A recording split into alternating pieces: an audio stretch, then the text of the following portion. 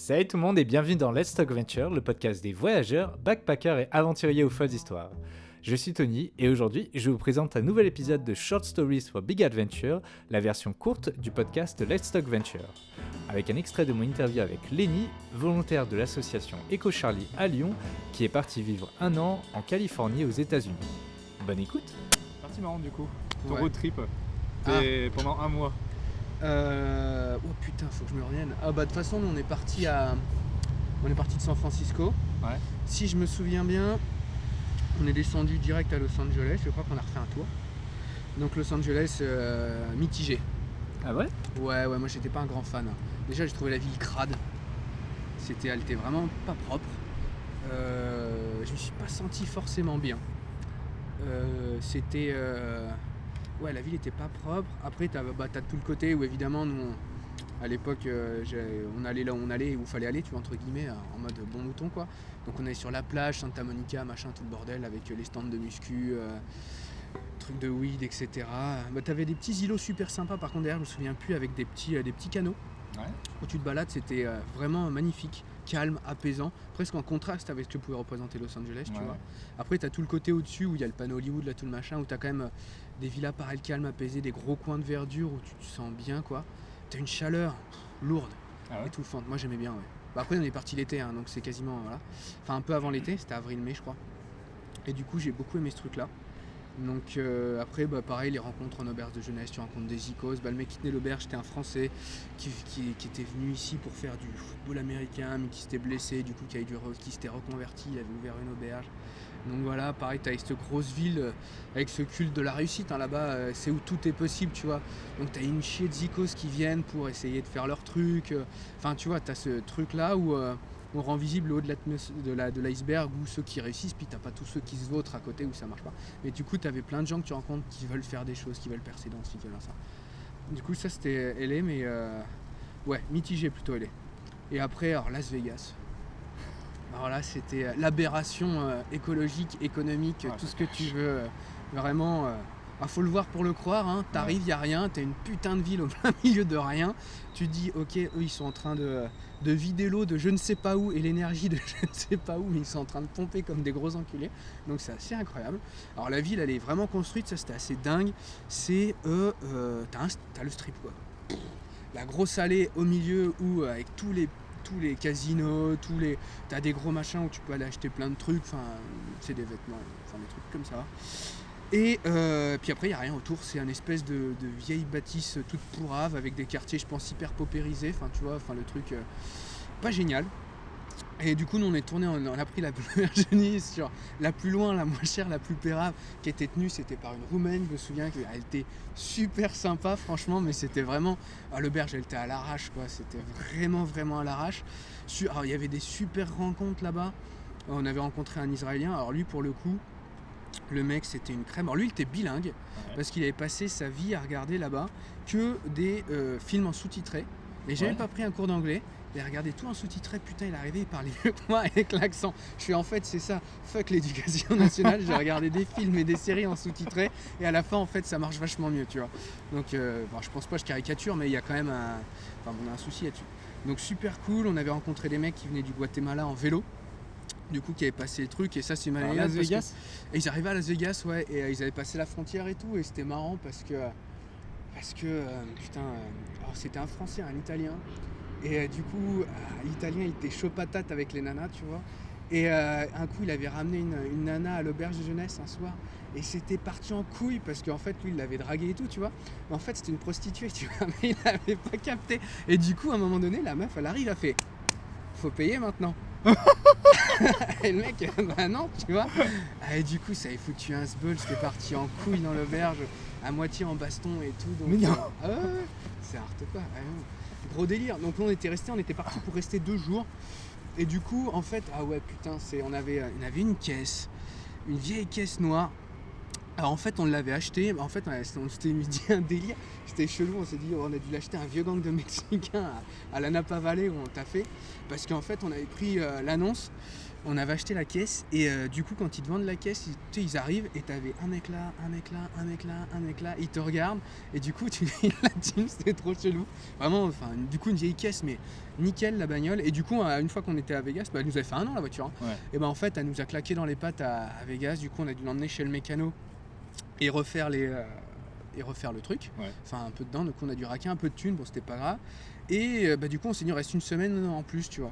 Donc lui moi que j'étais, là il y avait un peu de différence, c'était Franco, lui il était majeur mon pote, et moi j'étais mineur, donc lui il allait dans les trucs joués, au jeu, et moi je me bourrais la gueule à l'auberge, et après j'allais me balader sur le strip un peu bourré, je rentrais dans les casinos là où je pouvais, je rencontrais du monde, je tchatchais, donc c'était vraiment ambiance à la cool quoi, vraiment bien, et puis une chaleur là-bas étouffante, donc l'après-midi c'était lourd.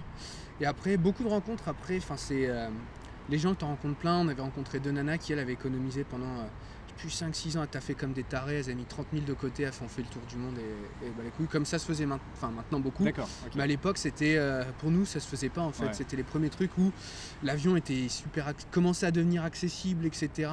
Fin des années 2000, tu vois, c'est là, fin 2010 quoi, début, ça où ça commençait vraiment à émerger.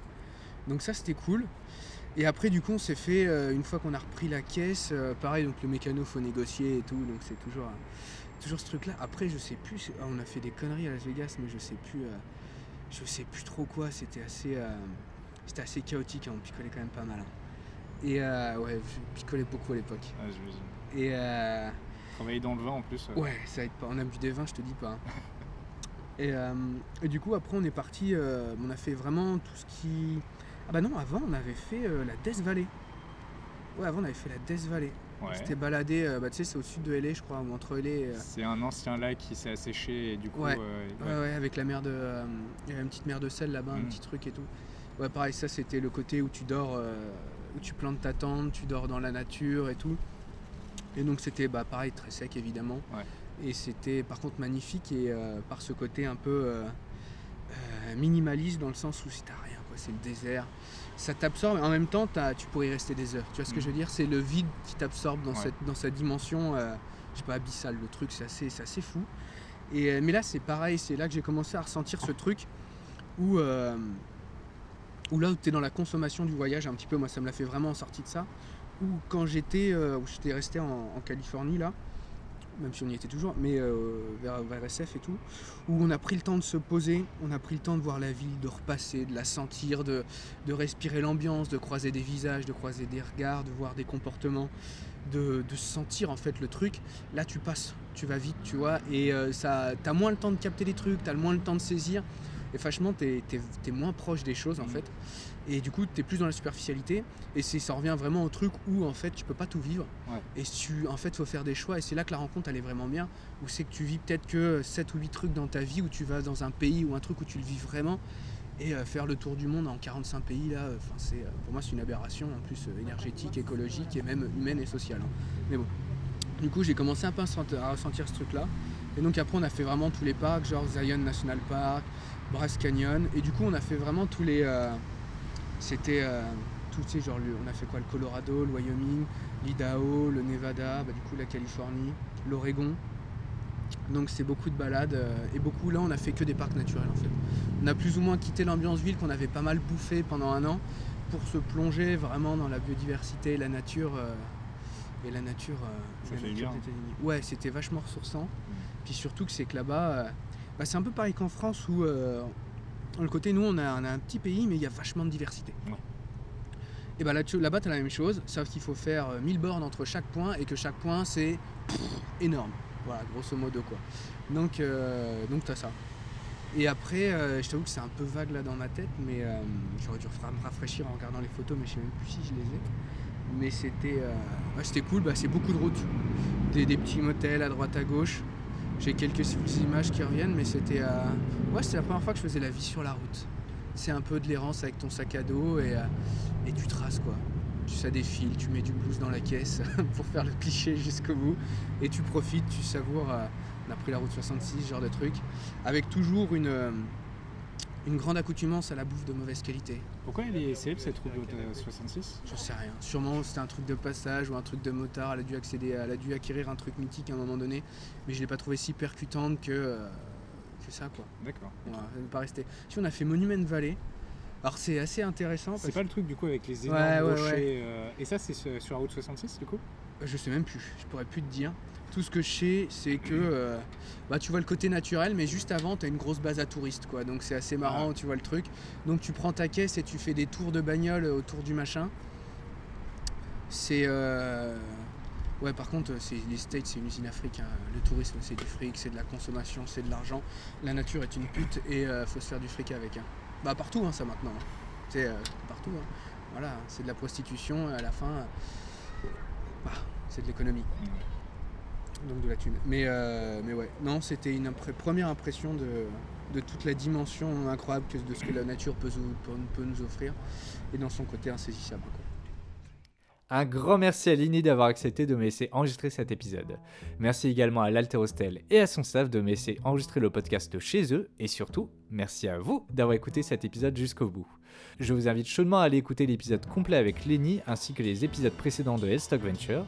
Et vous pouvez retrouver d'autres épisodes de Let's Talk Venture sur YouTube, Apple Podcast, Deezer, Spotify, PodCloud, les archives d'internet et vos applis de podcast dédiés. Vous pouvez m'aider à faire grandir ce podcast en y mettant une note et un commentaire sur iTunes ou YouTube, mais surtout en partageant le podcast et en parlant autour de vous.